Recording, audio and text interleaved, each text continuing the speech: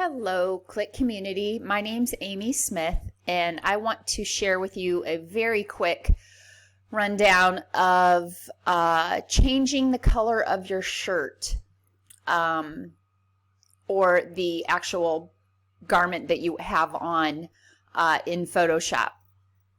If you have the Photoshop beta version that is available on Adobe that you can get access to in your account settings if you have not already, if that's something that you'd like to try to do. You need that in order to use the generative fill option in Photoshop. So as you can see, I start in Lightroom with my catalog. I import to Lightroom. If I need to do Photoshop edits, I take it into Photoshop and then I bring it back over into Lightroom. Here on my screen is a pretty much finished edit of me, a headshot, and I thought it would be fun to try and see what I could do to change out my green jacket to like a white collared shirt. So in order to do that, you just go up here into the drop down under Photo, Edit In, and you just take it over in Adobe Photoshop, which I have already done that. So let's just click on my Photoshop, and I brought it into Photoshop. I always make a duplicate layer of my image as I bring it in to work on, as opposed to the original that I put in. That way it's easier. I can start over if I need to easily. So what I'm going to do first is choose the lasso tool up here on the various Photoshop tools. And what I'm going to do is select what I want generative fill to change. So I'm going to try to be as accurate as I can around my jacket. I'm going to preserve as much of my hair as possible and go around, get as close as I can, not to disturb as much of my skin. And then up this side, preserving the hair as much as I can, and there is my selection, as you can see. So now what I want to do is just go down here in the generative fill, and I'm going to type in white shirt and hit enter, or generate down here where it was. And it will take a moment or two to come up with what it feels is a great representation of what you typed into the box in order to replace what you selected. And there is a white shirt. Now I'm seeing a few things over here. This got cut off a little bit. It looks a little wonky. I don't know why it did that. My hair's a little off on this side. So that's option number one. It gives you 3 choices. And that's not bad. The lapels of the shirt don't look too terribly crazy. That looks a little off right here, perhaps. Pretty wrinkled up on the side. Again, it's cut off. It looks like a little here. It doesn't have, that wouldn't be a deal breaker for me because it looks like it's just the way my arm is. And then option 3, which is pretty good.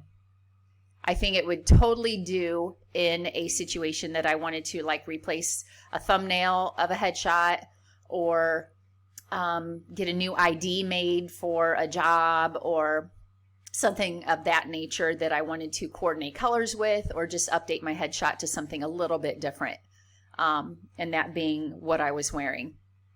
So these are not bad. This one I especially don't mind at all. My hair looks pretty much like the first one, like the natural one. I'm going to try one more thing. I'm going to do white collared shirt and see what that does. See, we can also hit generate right here. And it may be completely off the wall and awful, but it might give us something even a little better. So we'll do that and see what we get. And it looks like it's about the same as what I had. The lapels are a little different. This is messed up a little bit, and this looks like it was left in the dryer for 6 weeks. And then, oh, that's almost a different color to me. Is that like an aqua, almost a light robin's egg blue? And then this is not super bad. It's a little wonky here. We could probably fix that. My goal is to not do too much to it to try to fix it. But I think this one is probably my favorite out of all of the that we chose or that we generated. To me, that would totally work. Again, we could probably use a clone stamp and bring this out a little bit if we chose, or even with cropping, make that even less evident in the frame. But to me, it almost looks like I could be holding my arm that way, and I think it looks pretty real. So anyway, you could continue to play with this, doing more options. You could fix with various different tools, but that's not kind of what we're doing today. I just wanted to show you the possibilities of changing a wardrobe component using the AI generative fill. It's hard to say. Generative fill tool option in Photoshop.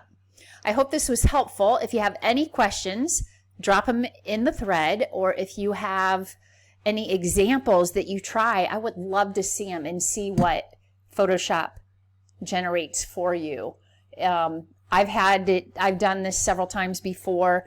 It actually put a purse strap on my shoulder, which was like, oh gee, thanks, Photoshop. But anyway, it's a lot of fun.